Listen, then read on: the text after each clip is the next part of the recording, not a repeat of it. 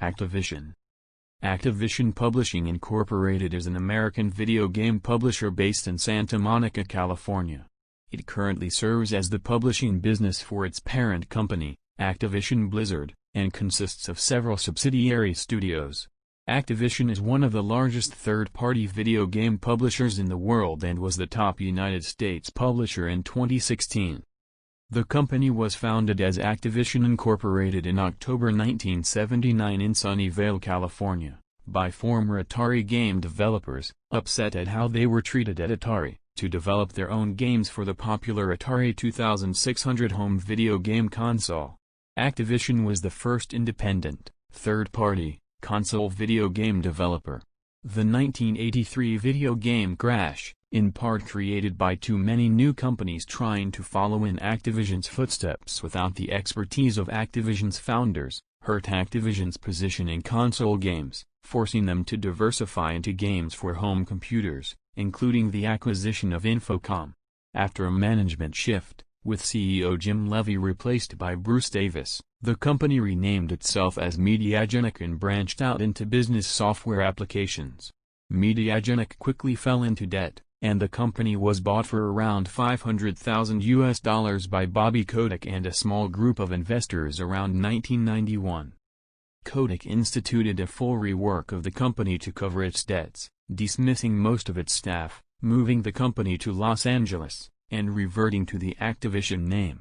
Building on existing assets, the Kotick-led Activision pursued more publishing opportunities and, after recovering from the former debt, started acquiring numerous studios and intellectual properties over the 1990s and 2000s, among these being the Call of Duty and Guitar Hero series. A holding company was formed as Activision's parent company to manage the internal and acquired studios. In 2008, this holding company merged with Vivendi Games, the parent company of Blizzard Entertainment, and formed Activision Blizzard, with Kotick as its CEO. Within this structure, Activision serves to manage numerous third-party studios and publish all of the parent company's games outside of those created by Blizzard. History. Founding, 1979. By 1979, Nolan Bushnell had sold Atari Incorporated to Warner Communications and then left the company over several disagreements with the direction Warner wanted to take the company, particularly with the popular Atari 2600 game console, then known as the Atari Video Game Console or VCS. Bushnell's replacement as CEO, Ray Kasser, showed little respect to developers, giving them no financial compensation for profitable games and refusing them public credit for fear they would be recruited by other game companies. David Crane, one of Atari's programmers, recalled a memo sent by Kasser that listed the best-selling cartridges from the previous year to help guide game ideas. Crane noted that the games he was fully responsible for had brought in over $20 million for the company, but he was still only receiving a $20,000 salary. Crane, along with Larry Kaplan, Alan Miller, and Bob Whitehead, became vocal about the lack of recognition within the company and became known as the Gang of Four. The group met with Kasser in May 1979 to demand that the company treat developers as record labels treated musicians, with royalties and their names on game boxes. Kaplan, who called the others the best designers for the 2600 in the world, recalled that Kasser called the four mental designers and claimed that anybody can do a cartridge. The four made the decision to soon leave Atari and start their own business, but were not sure how to go about it. Some developers had already left Atari, only to be hired back as contractors, effectively doubling their pay rate, but the four wanted something more ambitious. In 1979, the concept of third-party developers did not exist, as software for video game consoles were published exclusively by makers of the systems for which the games were designed. The four decided to create their own independent game development company. They were directed by their attorney to Jim Levy, who was at the time raising venture capital to get into the software business for early home computers. Levy listened to their plans, agreed with its direction, and helped the four to secure about $1 million in capital from Sutter Hill Ventures. By August, Crane and Miller had left Atari, with Whitehead and Kaplan joining them shortly after. Activision was formally founded on October 1, 1979, with Levy serving as CEO. The company was initially named Computer Arts Incorporated while they considered a better title. The four founders had thought of the name Sync Incorporated, but feared that the public would not understand or know how to say it. Levy suggested combining Active and Television to come up with Activision. The four's departure from Atari created a major dent in Atari's developer staff, and Atari pursued legal action from 1980 to 1982 to try to shut Activision down, claiming the four had stolen trade secrets. The lawsuit was settled by 1982, with Activision agreeing to pay royalties to Atari but otherwise legitimizing the third-party development model. Early years, 1980 to 1982 edit. The four's knowledge of the Atari 2600, as well as software tricks for the system, helped them make their own games visually distinct from Atari-produced games. Each of the founders developed their own titles, about once a year, over the first few years of the company. To further distinguish themselves, Activision's boxes were brightly colored and featured an in-game screenshot on the back cover. Instruction manuals for games devoted at least one page to credit the developer. Additionally, for nearly all of Activision's games through 1983, the instruction manuals included instructions for sending the company a photograph of a player's high scores to receive an embroidered patch in return. Activision's breakout title was 1982's Pitfall, created by Crane. More than 4 million copies of the game were sold. Total revenues around 1983 were estimated to be about $60 million, at which point they had around 60 employees. Danny Goodman stated in Creative Computing Video and Arcade Games in 1983, "I doubt that there is an active, Atari 2600, owner who doesn't have at least one Activision cartridge in his library." The company launched a success initial public offering in 1983 on Nasdaq under the stock ticker AVSN.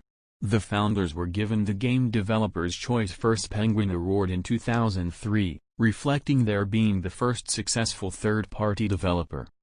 The video game market crash, 1983 to 1988 edit. The success of Activision, alongside the popularity of the Atari 2600, led to many more home consoles third-party developers as well as other home consoles. Activision produced some of its Atari games for the Intellivision and ColecoVision consoles, among other platforms.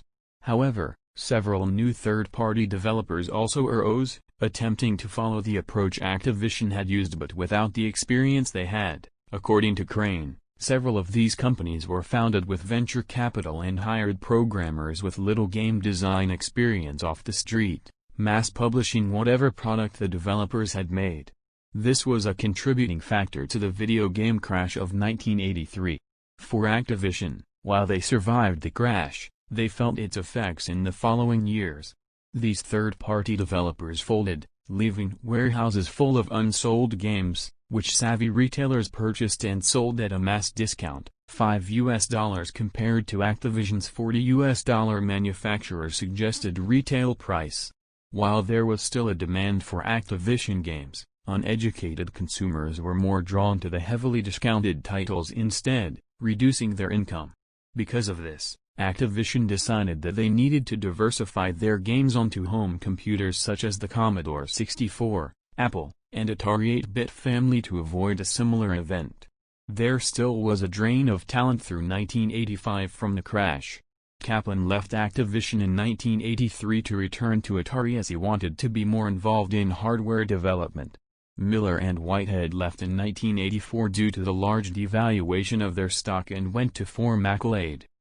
With the video game crash making console game development a risky proposition, the company focused on developing for home computers with games like Little Computer People and Hacker, while Levy tried to keep expenditures in check as they recovered.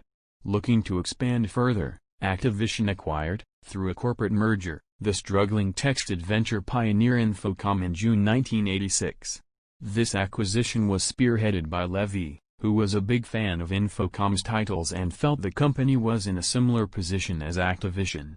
About 6 months after the Infocom wedding, Activision's board decided to replace Levy with Bruce Davis.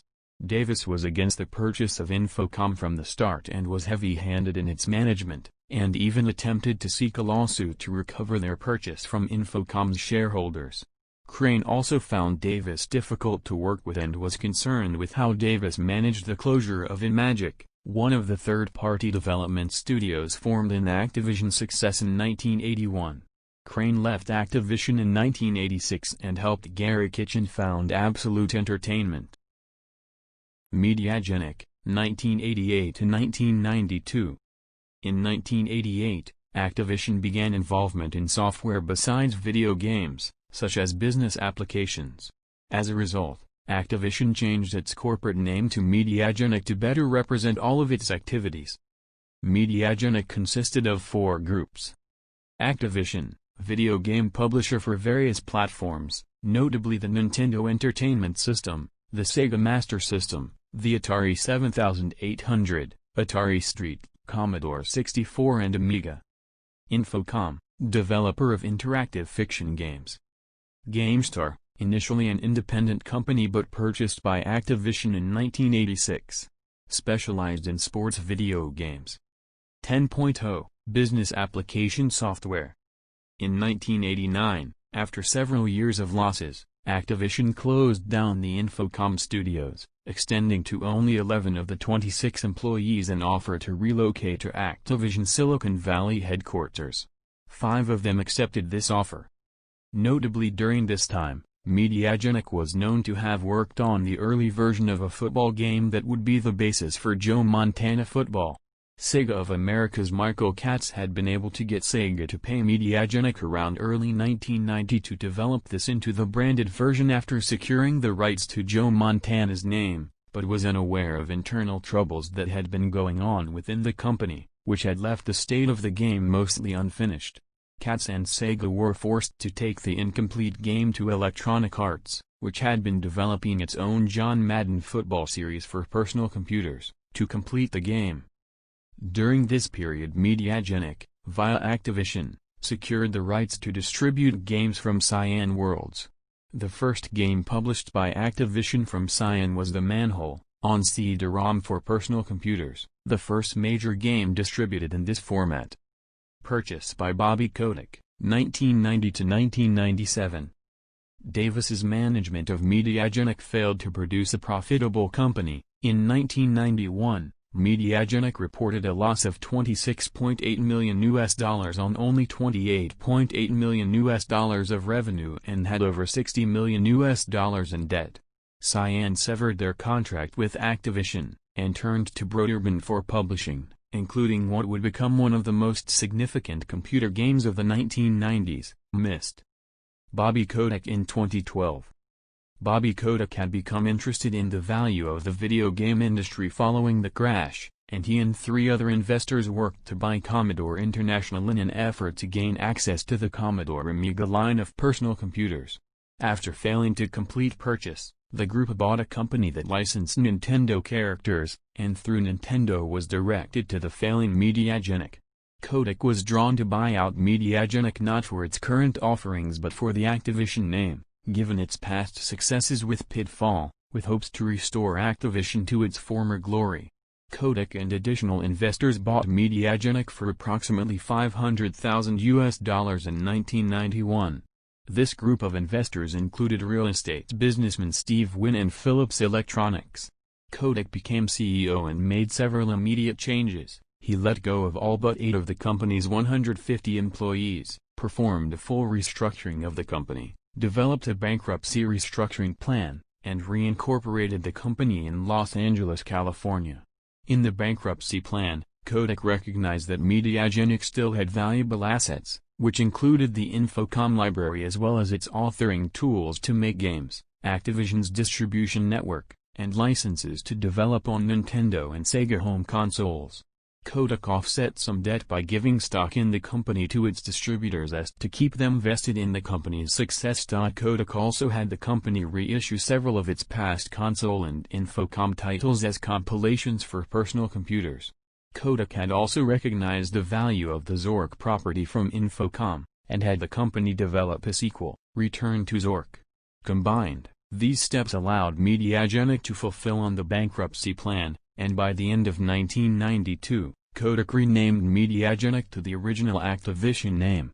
The new Activision went public in October 1993, raising about $40 million, and was listed on Nasdaq under its new ticker symbol ATV.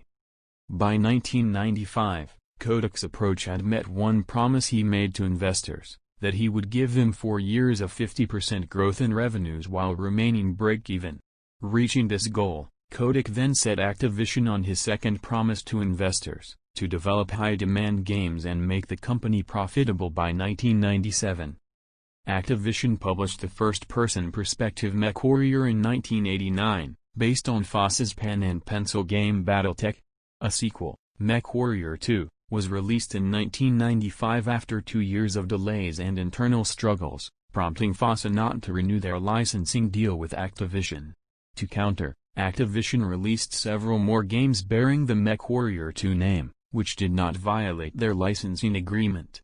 These included NetMech, MechWarrior 2, Ghost Bear's Legacy, and MechWarrior 2, Mercenaries.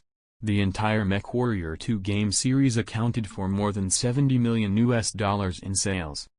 Activision procured the license to another pen-and-paper-based war game, Heavy Gear, in 1997.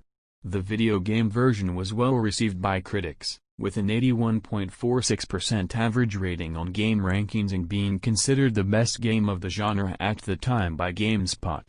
The MechWarrior 2 engine was also used in other Activision games, including 1997's Interstate 76 and 1998's Battlezone. Growth and acquisitions, 1997 to 2008. With several of its own successfully developed games helping to turn a profit, Kotick led Activision to start seeking acquisitions of video game development studios, guided by market surveys to determine what areas of content to focus on. It is estimated that between 1997 and 2008, Activision made 25 acquisitions, several for undisclosed amounts. Several of these came prior to 2001, in the midst of the dot-com bubble, enabling the company to acquire studios at a lower valuation.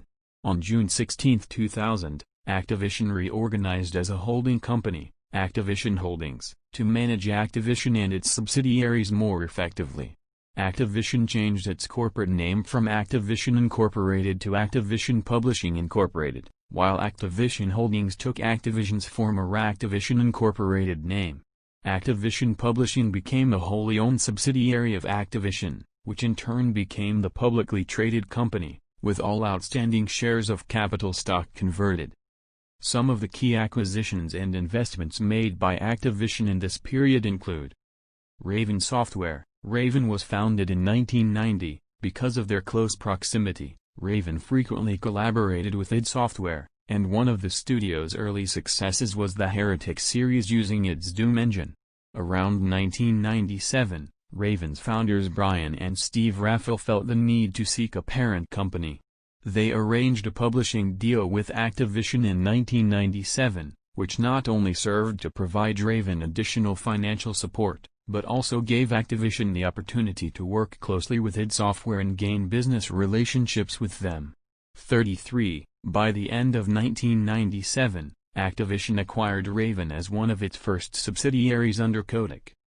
Neversoft. Prior to its acquisition in 2000, Activision had arranged a development deal with Neversoft to redevelop Apocalypse, a title that failed to be completed within Activision.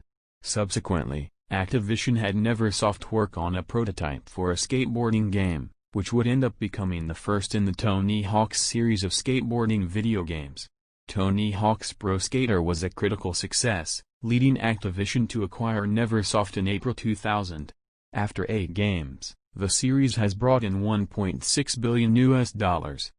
Infinity Ward. After Electronic Arts released Medal of Honor, Allied Assault in 2002, several of the developers from 2015 Incorporated, disenchanted with their current contracts, left to form a new studio, Infinity Ward. Kotick himself provided the group with startup funding, as they were seeking to develop a similar title to Medal of Honor. Activision acquired the studio for $5 million in January 2003. and later published their first title, Call of Duty, directly competing with Electronic Arts. The Call of Duty series has since seen nearly yearly releases and as of 2016 had sold more than 250 million units and brought in more than $12 billion in revenue. Treyarch, the Santa Monica, California studio was founded in 1996. With the success of the first Tony Hawk game from Neversoft, Activision used Treyarch to assist in further Tony Hawk games as well as to develop titles using Activision's license of Marvel's Spider-Man. Activision acquired the studio in 2001 for about $20 million. Following the success of Call of Duty from Infinity Ward, Activision moved Treyarch to assist in the series' development, trading off each year major release between the two studios. Grey Matter Interactive. While Grey Matter was originally founded in 1993 as Xatrix Entertainment, it was rebranded to Grey Matter in 1999 as they began work on Return to Castle Wolfenstein, in conjunction with Nerve Software and oversight by id Software, who own the Castle Wolfenstein IP. Activision, the game's publisher, acquired a portion of Grey Matter's stock during this time. Return to Castle Wolfenstein was a critical and financial success, and led Activision to acquire the remaining shares of Grey Matter in 2002 for about $3.2 million, with the intent to help Infinity Ward expand out the Call of Duty franchise. In 2005, Activision made the decision to merge the smaller Grey Matter into the larger Treyarch to put their combined talents towards Call of Duty 3. Red Octane. Around 2005, Red Octane was co-developing Guitar Hero, a console game based on the arcade game Guitar Freaks, with Harmonix. Harmonix was developing the software while Red Octane developed the instrument controllers. Guitar Hero was a major success. Activision purchased Red Octane for nearly $100 million in June 2006. The series has since earned more than $2 billion in revenues. Toys for Bob. Toys for Bob was founded by Paul Reich III, Fred Ford, and Terry Falls in 1989 and gained success in developing the first two Star Control games, and later made film-to-video game adaptations.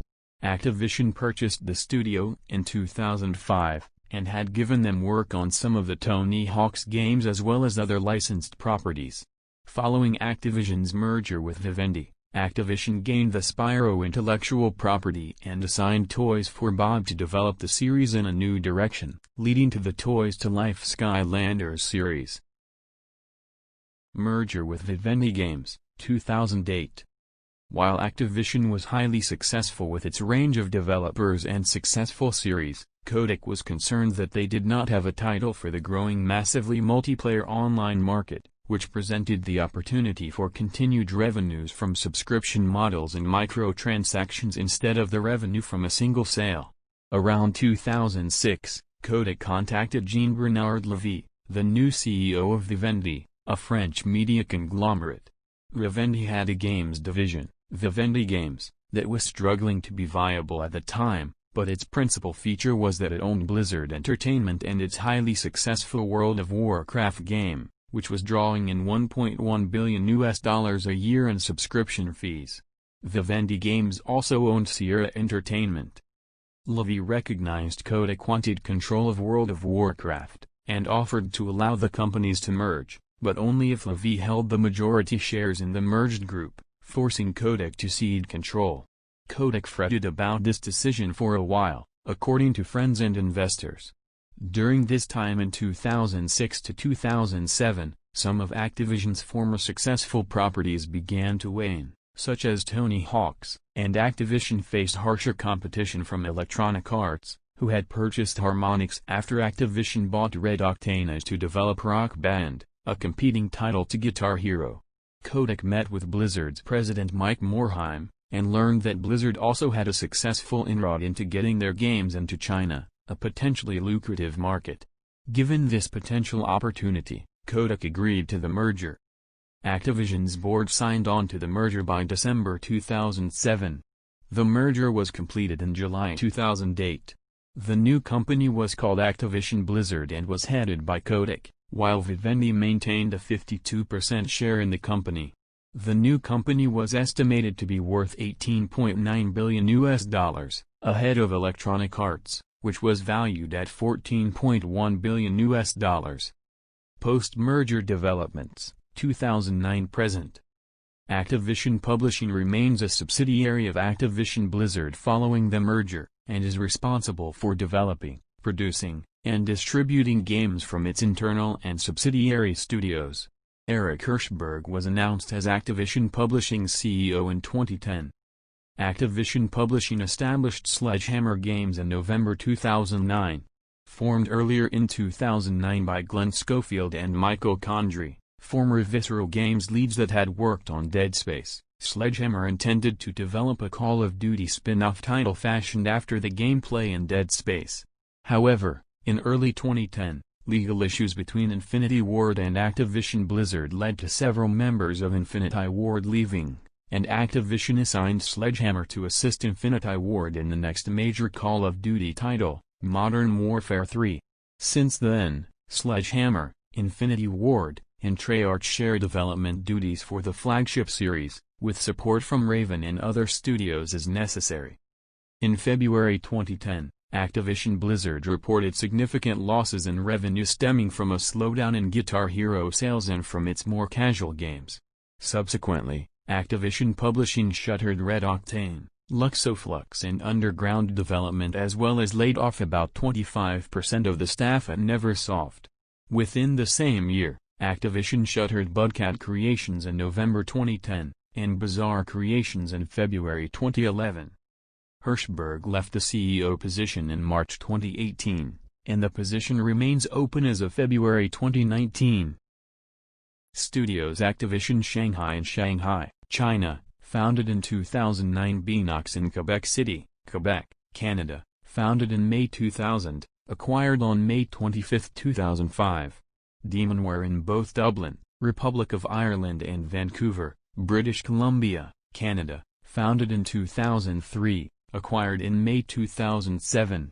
High Moon Studios in Carlsbad, California, founded as Sammy Corporation in April 2001, acquired by Vivendi Games in January 2006. Infinity Ward in Woodland Hills, California, founded in 2002, acquired in October 2003. Raven Software in Madison, Wisconsin, founded in 1990, acquired in 1997. Sledgehammer Games in Foster City, California, founded on July 21, 2009. Toys for Bob in Novato, California, founded in 1989, acquired on May 3, 2005. Treyarch in Santa Monica, California, founded in 1996, acquired in 2001. Vicarious Visions in Menands, New York, founded in 1990, acquired in January 2005. Defunct. Infocom in Cambridge, Massachusetts, founded on June 22, 1979, acquired in 1986, closed in 1989. Gray Matter Interactive in Los Angeles, California, founded in the 1990s as Zatrix Entertainment, acquired in January 2002, merged into Treyarch in 2005. Shaba Games in San Francisco, California, founded in September 1997, acquired in 2002, and closed on October 8, 2009. Luxoflux in Santa Monica, California, founded in January 1997, acquired in October 2002, closed on February 11, 2010. Red Octane in Mountain View, California, founded in November 2005, acquired in 2006, closed on February 11, 2010. Underground Development in Redwood Shores, California, founded as Z-Axis in 1994, acquired in May 2002, closed on February 11, 2010. Budcat Creations in Iowa City, Iowa, founded in September 2000, acquired on November 10, 2008, closed in November 2010. Seven Studios in Los Angeles, California, founded in 1999, acquired on April 6, 2009, closed in February 2011. Bizarre Creations in Liverpool, England, founded as Raising Hell Productions in 1987 and changed name in 1994, acquired on September 26, 2007, closed on February 18, 2011. Radical Entertainment in Vancouver, British Columbia, Canada, founded in 1991, acquired by Vivendi Games in 2005, laid off most staff in 2012. While studio name remains active within Activision, remaining staff support other projects and the studio does not have an ongoing development. The Blast Furnace in Leeds, United Kingdom, founded in November 2011 as Activision Leeds, changed rename in August 2012, closed in March 2014. Neversoft in Los Angeles, California, founded in July 1994, acquired in October 1999, merged into Infinity Ward on May 3, 2014 and was officially made defunct on July 10, 2014. Beachhead Studio in Santa Monica, California, founded in February 2011. Sold. Guanaco Games in Santiago, Chile, founded in 2005, acquired by Vivendi Games on February 20, 2007, sold to Artificial Mind and Movement on November 20, 2008. Freestyle Games in Leamington Spa, Warwickshire, United Kingdom, founded in 2002, acquired on September 12, 2008, sold to Ubisoft on January 18, 2017, subsequently renamed Ubisoft Leamington. Swordfish Studios in Birmingham, England, founded in September 2002, acquired by Vivendi Universal Games in June 2005, sold to Codemasters on November 14, 2008. Massive Entertainment in Malmö, Sweden, founded in 1997, acquired by Vivendi Universal Games in 2002, sold to Ubisoft on November 10, 2008. Notable games published. 1980s. Fishing Derby, 1980. Boxing, 1980. Skiing, 1980. Freeway, 1981. Ice Hockey, 1981. Kaboom! 1981. Stampede, 1981. Laser Blast, 1981. Tennis, 1981. Megamania, 1982. Barnstorming, 1982. Enduro, 1982. Chopper Command, 1982. Starmaster, 1982. Pitfall! Series, 1982-2004. River Raid Series, 1982-1988. Oink! 1983. Beam Rider, 1983. HERO, 1984. Little Computer People, 1985. Hacker Series, 1985-1986. Shanghai Series, 1986-1990. Transformer Series, 1986, 2007-2017. The Last Ninja Series, 1987-1988. Death Track, 1989. Mech Warrior Series, 1989-1996. 1990s. Hunter, 1991. Zork Series, 1993-1997. Dark Rain Series, 1997-2000. Heavy Gear Series, 1997-1999. Quake Series, 1997-2007. Interstate Series, 1997-1999. Battlezone Series, 1998-1999. Sin, 1998. Heretic 2, 1998. Vigilante 8 Series, 1998-2008.